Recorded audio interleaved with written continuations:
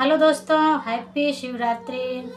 आप सभी को महाशिवरात्रि की हार्दिक शुभकामनाएं सभी को। और आप लोग कैसे हैं? उम्मीद करती हूँ आप लोग बहुत अच्छे होंगे, स्वस्थ और मस्त होंगे।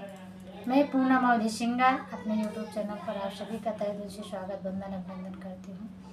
और मैं आज आप सभी के बीच में एक बहुत ही प्यारा सुंदर सा शिव चर्चा गीत लेकर आई हूँ शिवरात्रि का। और फ्रेंड, गीत को पूरा सुनेगा, कमेंट बॉक्स में ज़रूर बताना कि गीत में कैसा है। बिल्कुल नया सॉन्ग है, तो फ्रेंड गीत को ज़रूर सुनेगा। नैहर से कैला बहनवा भोला ले अइला गावनवा हो। नैहर से कैला बहनवा भोला ले अइला गावनवा हो। उहुआ तो कहल भोला पूड़ी मिठैया बा, ओहा तो कह भोला पूड़ी मिठाई बा।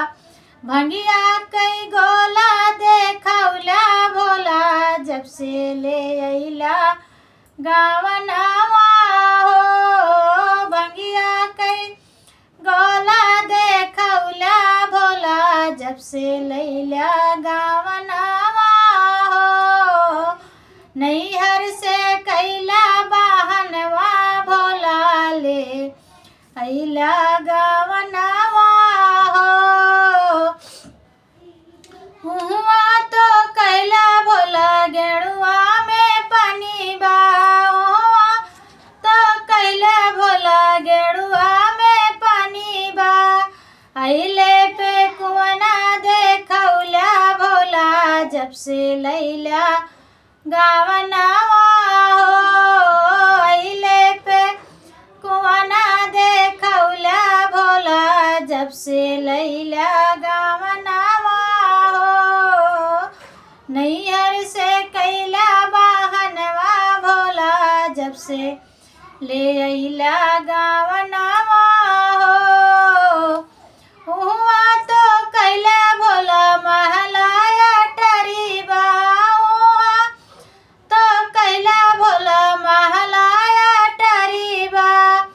टूटही पलंगिया देखौला भोला, जब से अइला गावनवा हो। टूटही महलिया देखौला भोला, जब से अइला गावनवा हो। नैहर से कैला बहनवा भोला, जब से अइला गावनवा हो। हुआ तो कहा भोला चढ़ने को गाड़ी बा, हुआ तो कहा भोला चढ़ने को गाड़ी बा। बसहा बायल का देखौला भोला, जब से लैया गावनवा हो। बसहा बायल का देखौला भोला, जब से लैला गावनवा